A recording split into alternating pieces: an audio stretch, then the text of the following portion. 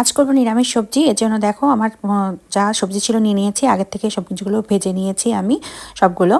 এখন আমি এর কড়াইতে ফোড়ন দিয়ে দিলাম মটরশুঁটি, দিয়ে একটু হালকা ভেজে এর ভিতরে দিয়ে দিলাম আদা বাটাটার কাঁচা গন্ধ চলে যেতেই দিয়ে দিলাম একটু জল দেওয়ার পরে আমি এর ভিতরে সব মশলা দিয়ে দিলাম।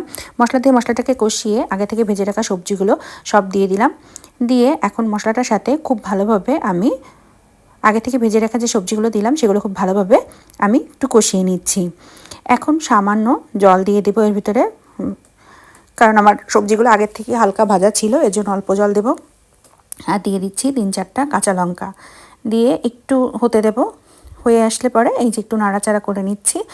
এখন এর ভিতরে আমি দিয়ে দেব একটু গরম মশলা আর ঘি, যেহেতু নিরামিষ রান্না এটার জন্য গরম মশলা আর ঘি দিয়ে দেবো।